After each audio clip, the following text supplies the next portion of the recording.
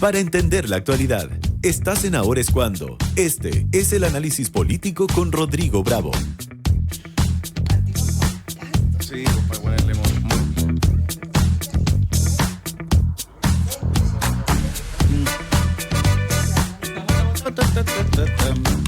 Estamos de regreso aquí en Ahora es Cuando. Rodrigo Bravo, el análisis político que lo hemos hecho todos estos días acompañados. Acompañados y hoy día de una persona bien especial. Esta es su primera vez que participa en un panel, fíjate.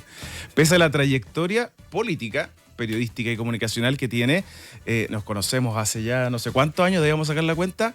Carla Munizaga, experta en comunicaciones, cientista político, pero además jefa de comunicación del presidente Sebastián Piñera en 2 periodos desde su mandato. ¿Cómo estás, Carlita? Muy bien, muy contenta de estar acá. Gracias por la invitación.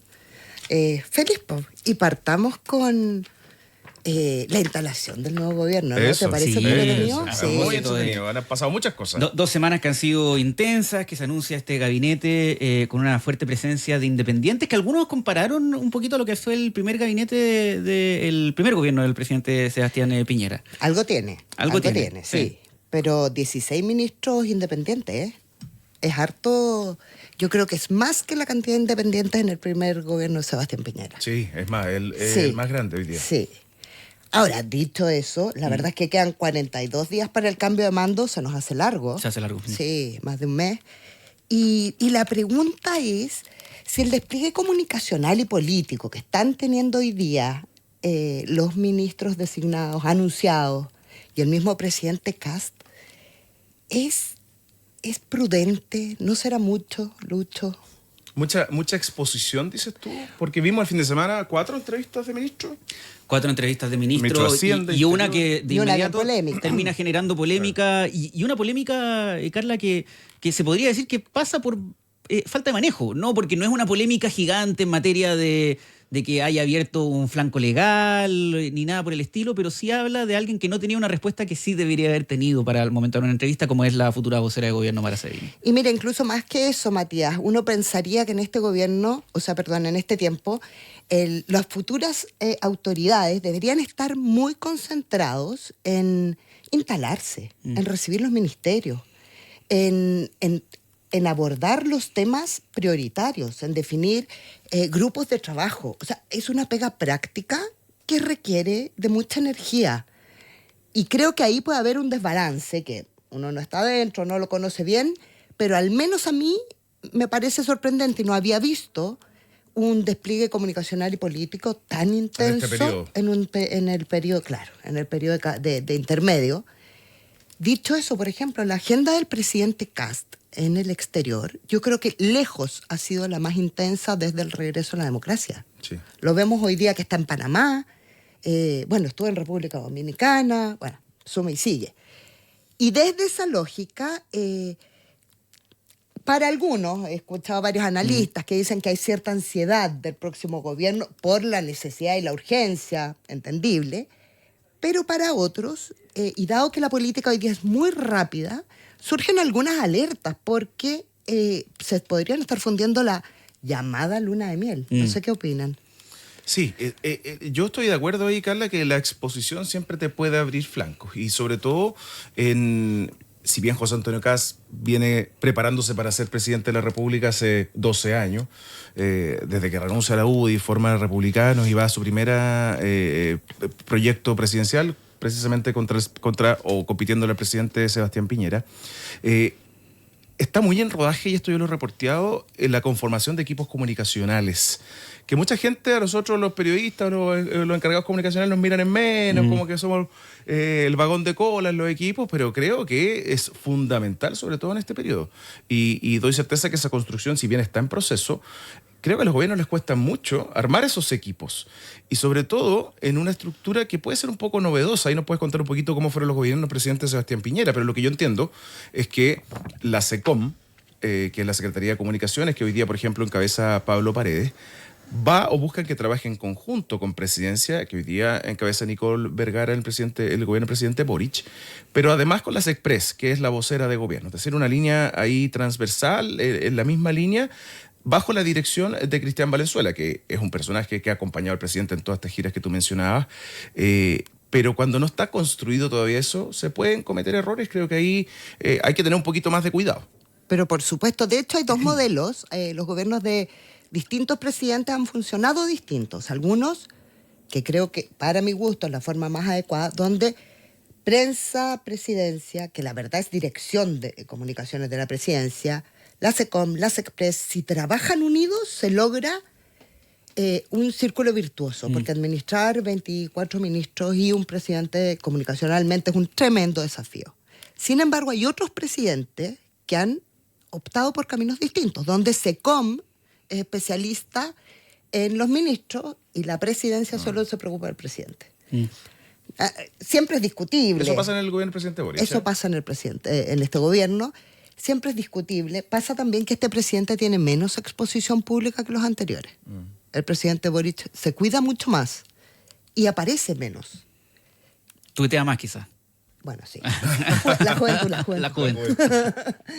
Pero sí, es un modelo que lo están armando, que es interesante ver el proceso y para nosotros, los comunicadores, nos encanta. Dicho eso, hay que tener cuidado con la luna de miel. Es un tiempo muy específico y el cambio de mando, fíjate, que es el momento, marca los designios de los gobiernos. Entonces es una tarea a la que hay que dedicarle mucho tiempo. Si acuérdate, por ejemplo, la presidenta Bachelet, que entró con niños a la moneda, que estaban en esta cosa radiante, que fue su primer gobierno, tal cual. En el primer gobierno de Piñera, que hubo un terremoto en Rancagua, que se puso la chaqueta, que partió en helicóptero, que dejó a todos sus invitados internacionales a cargo de Alfredo Moreno. Claro, mirando el techo, cómo se podían caer las lámparas. Verdad, pues si Nos un tocó par estar ahí. casi arrancaron. Nos tocó estar ahí. Y al presidente Boric le tocó el infortunio de tener este problema protocolar con el rey de España. El rey de España. Sí, verdad. Y eso generó, bueno, el apodo que lo ha acompañado desde pues. sus detractores durante mucho tiempo. En España lo bautizaron como el merluzo. Sí, viene desde allá. Bueno, por el problema en el cambio de mando. Entonces, Exacto. estamos en un tiempo de preparación. Y a mí me parece que es razonable cuidarlo. Creo que por ahí anda. ¿Y basta, Carla, crees tú, desde el conocimiento que has tenido de los gobiernos, que la muñeca política esté centrada hoy día? Vemos en el ministro del Interior y en el ministro de la SECPRES. No vemos mucha más experiencia política, más allá de la militancia. Me refiero al trabajo que han hecho en el Congreso por muchos años a ambos y con rol, Claudio Alvarado en particular, en los gobiernos del presidente Piñera. Mira, fíjate que me ha llamado la atención porque no solo hay muchos independientes en los ministerios, sino que también en los subsecretarios y en los delegados que hemos ido conociendo hasta ahora, no se saben todo. Y eso se parece un poco al primer gobierno del presidente Piñera, que si bien fue muy exitoso en las cifras, en la reconstrucción, en el terminar las listas de espera de salud, no fue tan exitoso en política. Y bueno, es un riesgo del que el presidente toma en función de sus metas. Yo creo que este gabinete está pensado en esta lógica del gobierno de emergencia y que efectivamente la tenemos en varias áreas. Hoy día veíamos cuánto va a valer la reconstrucción de Concepción. 500 millones de dólares. La del Paraíso, ¿o no? La de Concepción. No, creo que era la de Concepción. La de Valparaíso perdón. ya se había sacado. Este es un algún estudio que hizo Matías Acevedo de la exdirector de Universidad, presupuesto. exdirector de presupuesto, que hoy día está en la Universidad de los Andes y que estimaba que no está tan lejos de la estimación que hizo Quirós de cuánto va a valer la reconstrucción en Concepción y Ñuble, pero son 500 millones de dólares. Es mucha plata y la alternativa, según los expertos, va a tener que salir de reasignaciones. Y consideremos además, lo vimos hoy día en las últimas noticias, que la reconstrucción de Valparaíso todavía está pendiente. Recién hay entregadas, según el informe también del Instituto Libertad, 450 casas de 4.500, o sea, el 10%.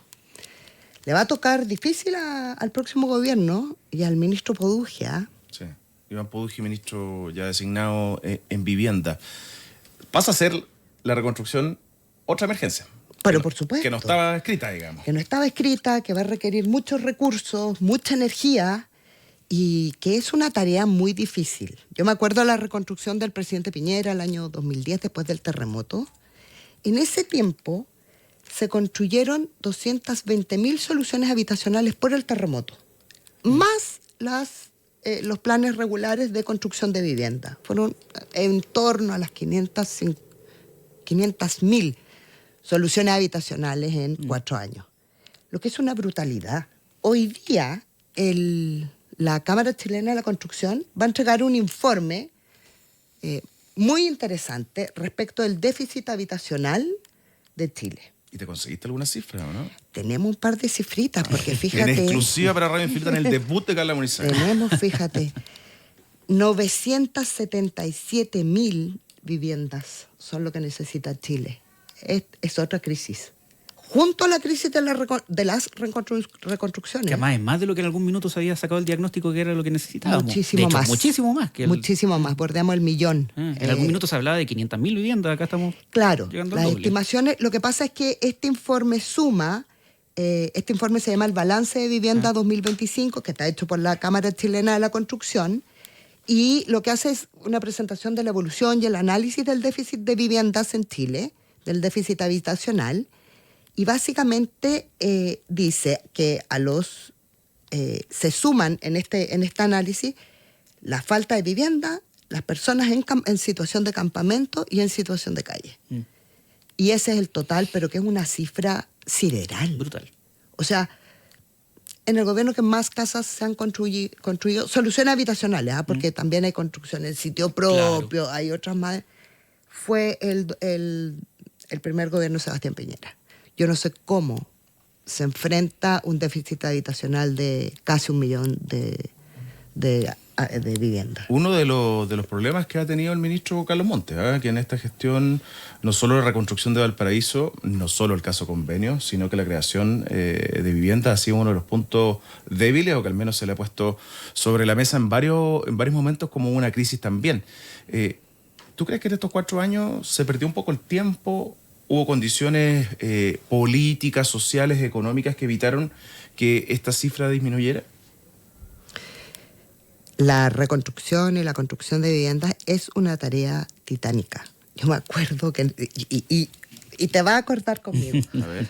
¿Tú te acuerdas que en el primer gobierno de Piñera se desarrolló un plan que era un plan para reconstruir casas mal construidas? Uh-huh. Específicamente las casas Copeva eran un ejemplo.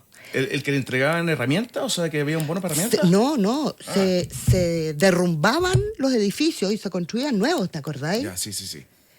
Eso era una tarea súper... Estábamos muy chicos, Carla, en esa época. No, si es que te vas a acordar, porque ese día me acuerdo perfecto que el presidente Piñera se fue a subir a una máquina y se cayó, y Codina... Es la foto histórica. Toda se transformó en un meme. Sí, verdad. Cuando lo rescata ahí y se ven clavos, Matías, ahí. No, pero si estuvo... Además, Codina, al tratar de ayudarlo, yo creo que estuvo a punto de hacerle mucho más daño, porque le hace como una palanca. Sí. Nunca olvidaré ese momento. Un gran momento. Estaba más robusto Codina en esa época, hoy ya estamos más musculosos. Es verdad.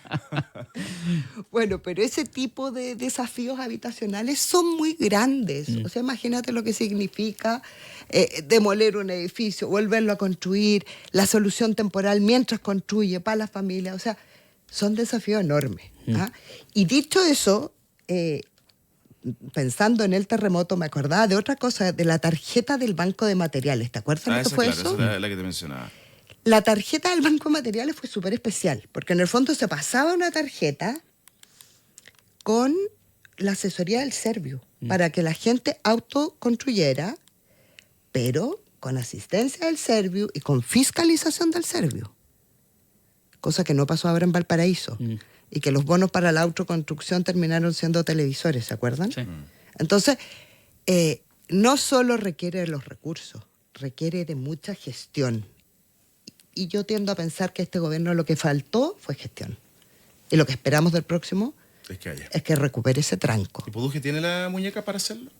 Oye, yo tengo la mejor impresión de Iván Pouge desde sus capacidades de experto. Yo me acuerdo cuando fue el incendio de Viña del Mar de hace 2 años. 2 años. Justo en esta fecha, partió como el 1 de febrero. Fue la primera semana de febrero, porque además pocos días después fallece el expresidente. Sí, claro. Sí. Y Iván Pouge tiene una capacidad técnica superior.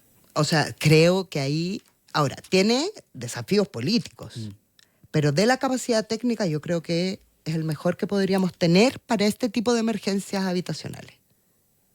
Y en la dupla ahí que se especuló en un minuto, que Daniel Mas se suma para tener un vínculo con el empresariado, digamos, más directo. Yo lo dije aquí hace algunos días y me mandaron un recadito ahí del Mundo Iván Poduje que no les gustó mucho la frase, pero en el reporteo me decían que efectivamente para consolidar, afiatar el vínculo con el rubro inmobiliario era bien clave el rol del ministro de Economía.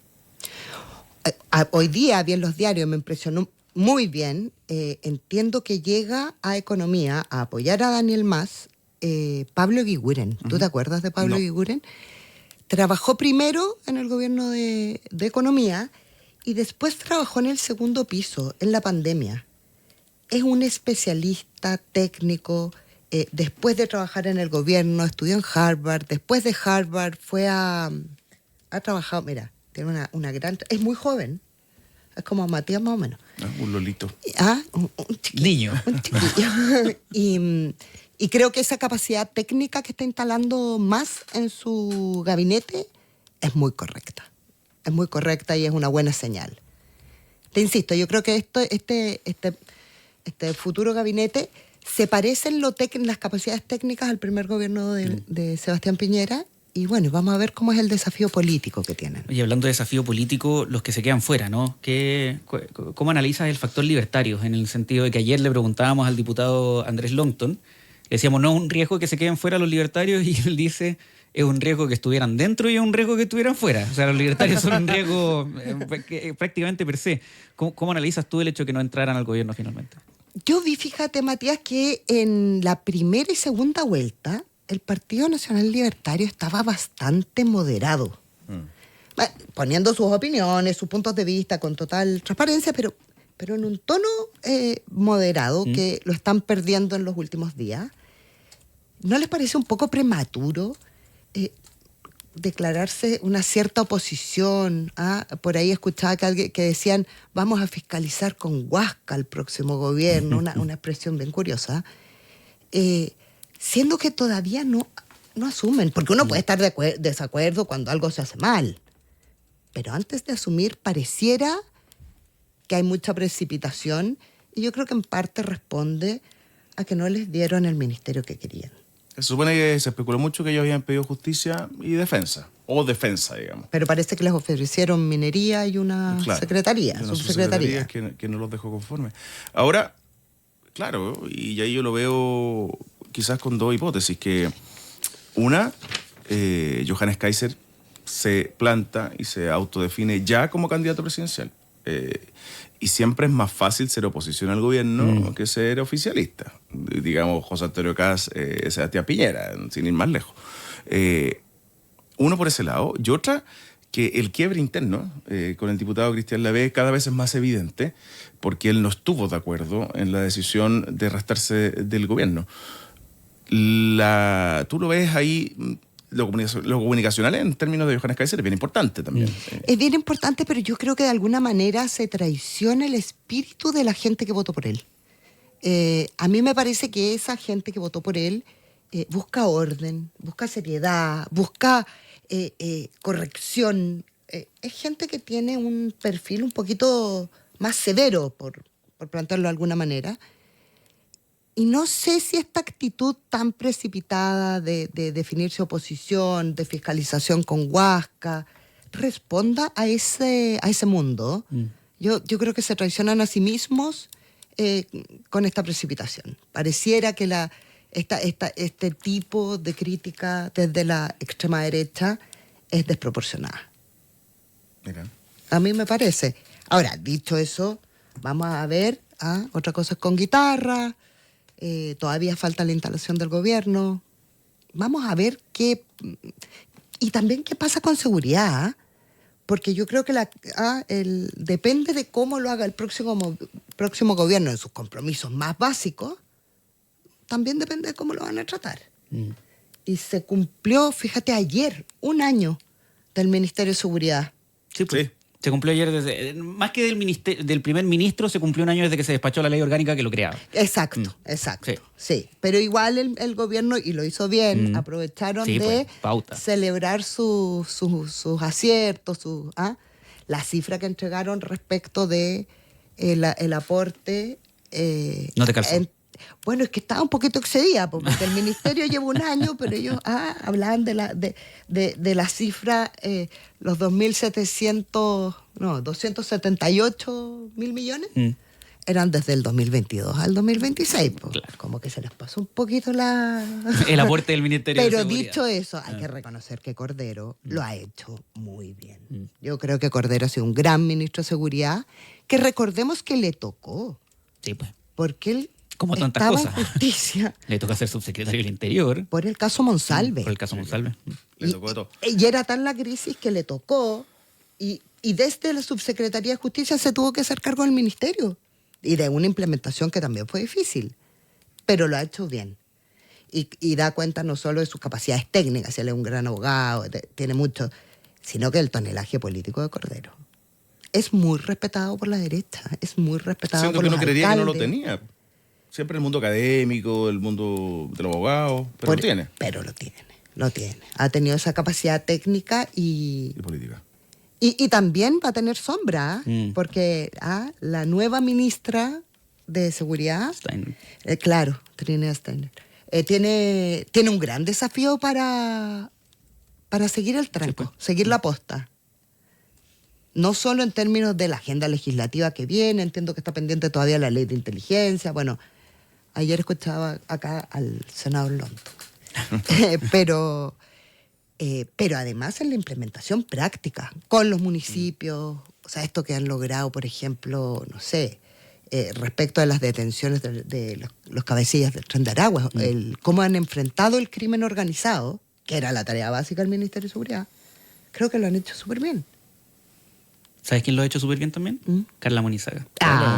Tremendo debut. Tremendo debut aquí en Radio Infinita. La dejamos amarrar aquí. Sí, no, sale mal. absolutamente. Carla Vámonos Monizaga, a comercial al tiro porque tenemos que amarrar algunas cosas. cientista política y experta en comunicaciones. Gracias por habernos Oye, acompañado. feliz, pues. se me hizo corto. Sí, ya. se hizo corto. Seguimos Pero cuchareando la fíjate política. Que en lo que conversamos, hablamos de lo político y de lo técnico. Así es. Sí, verdad. tuvimos un buen Rapidito. complemento. Un poquito de todo. Gracias, Carla. Un abrazo. Faltan 3 minutos para las 9.